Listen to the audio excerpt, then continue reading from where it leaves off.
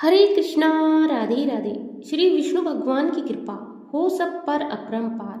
कार्तिक मास का करे 15 विस्तार। राजा पृथु ने नारद जी से पूछा कि हे मुनि श्रेष्ठ, सब दैत्यराज ने क्या किया। उसके बाद में जब उसने सब सुन लिया, उसके बाद में उसने क्या किया, यह सब मुझे विस्तार से सुनाइए।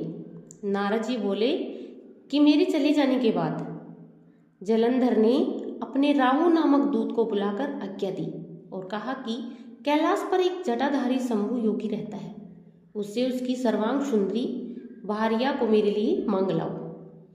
पार्वती मुझे चाहिए, उसको आप मेरे लिए मांग के लाओ। जो शिव शंभु भगवान है, उनके पास बहुत सुंदर स्त्री है, उनकी पत्नी, वो मुझे चाहिए, इसलिए तुम जाकर उसको लेके आओ। तब दूत शिव के स्थान पर पहुंच गया।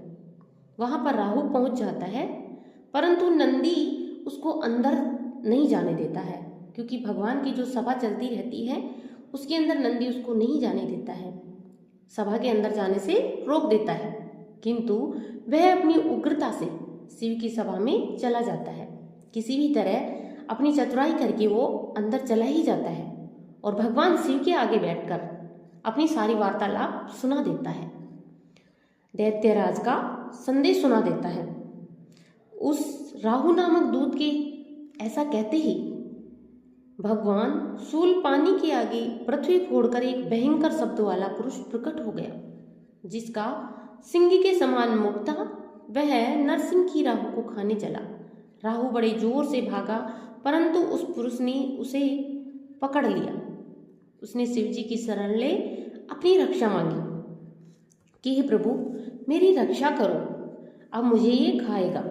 आप ही हो जो आप इससे मेरी रक्षा कर सकते हो। शिव जी ने उस पुरुष से राहु को छोड़ देने को कहा कि इसको आप मत खाओ, परंतु उसने कहा मुझे बड़ी जोर की भूख लगी है, मैं क्या खाऊं, मुझे तो कुछ खाना है, मुझे यही खाना है, आप इसे छोड़ दीजिए। भगवान शंकर बोले कि आप इसे नहीं खा सकते हो, आप इसे छोड़ दो। महेश्वर ने कहा यदि तुझे भूख लगी है तो शीघ्र ही जल्दी से तुम अपने हाथ पैरों का मांस का भक्षण कर सकते हो, कि तुम अपने हाथ पैर खा सकते हो, इनका ही भक्षण कर आप अपना पेट भर सकते हो। तो उसने वैसा ही किया। अब केवल उसका सिर मात्र रह गया था, उसने अपने हाथ पैर खा लिए। तब उसका ऐसा कृतज्ञ देख, उसका ऐसा रूप देखकर शिव जी प्रसन्न हो उसे अपना आज्ञा पालक जान अपना परम प्रियगण बना ली।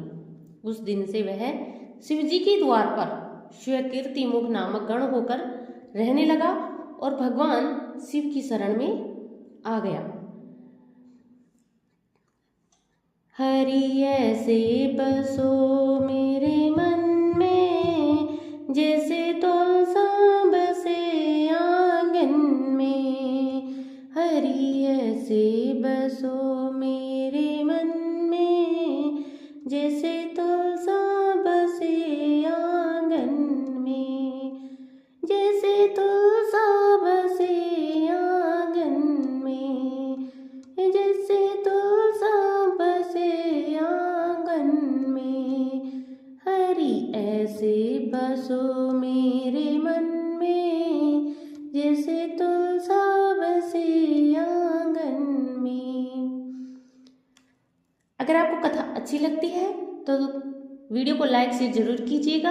अगर चैनल पर नए हो तो चैनल को सब्सक्राइब कर लीजिएगा और इसी प्रकार अपना सहयोग बनाए रखिएगा। राधे राधे।